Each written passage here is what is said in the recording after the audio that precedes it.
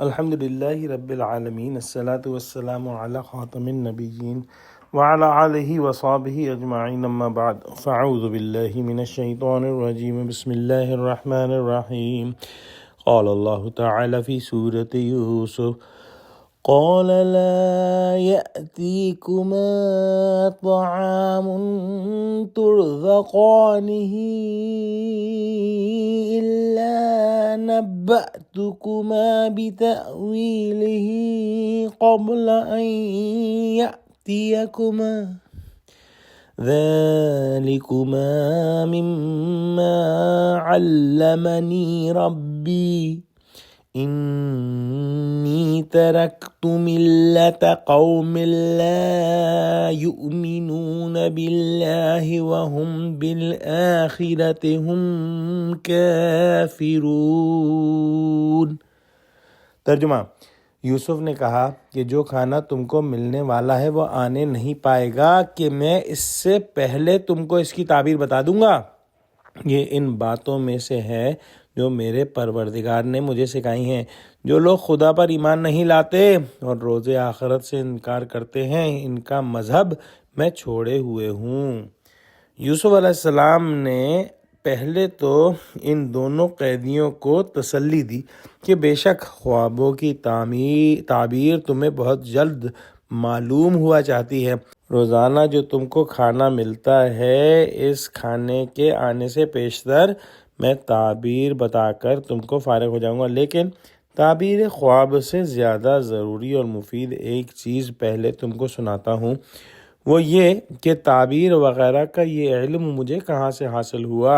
تو یاد رکھو کہ میں کوئی پیشہ ور کاہن یا نجومی وغیرہ نہیں، بلکہ میرے علم کا سرچشمہ وحی اور الہام ربانی ہے، جو مجھ کو اللہ سبحانہ وتعالی نے اس کی بدولت عطا فرمایا کہ میں نے ہمیشہ سے کافروں اور باطل پرستوں کے دین و ملت کو چھوڑے رکھا اور اپنے مقدس آباء و اجداد یعنی حضرت ابراہیم، حضرت اسحاق، حضرت یعقوب وغیرہ کے دین اور توحید پر چلا۔ جو تبلیغ حضرت یوسف علیہ السلام نے ان قیدیوں کو فرمائی وہ اگلی آیت میں بھی جاری ہے، جو انشاءاللہ ہم کل پڑھیں گے۔ علماء نے ایک بہت ہی مفید نکتہ اس آیت کی تفسیر میں نکالا ہے کہ حضرت یوسف علیہ السلام نے تبلیغ دین بغیر اجازت اور بغیر ان کی رضامندی کے شروع نہیں کر دی۔ انہوں نے جب ایک سوال پوچھا تو حضرت یوسف علیہ السلام نے اپنے لیے پہلے ٹائم بائی کیا، اپنے لیے پہلے ایسے حالات پیدا کر دیے کہ اگر وہ کوئی بات کہیں تو ان کو سننے والے غور سے سنیں۔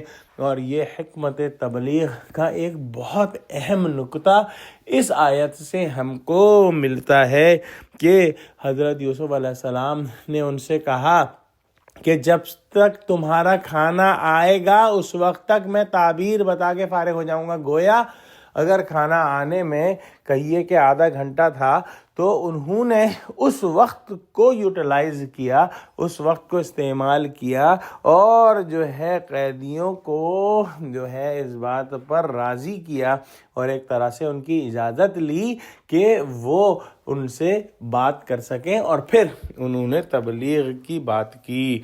دعا کرتے ہیں کہ اللہ سبحانہ وتعالی ہم کو بھی حکمت تبلیغ سکھا دے اور ہم کو بھی اللہ کے دین کی طرف لوگوں کو بلانے والا بنا دے، آمین۔ وآخر دعوانا الحمدللہ رب العالمین۔ السلام علیکم ورحمۃ اللہ وبرکاتہ۔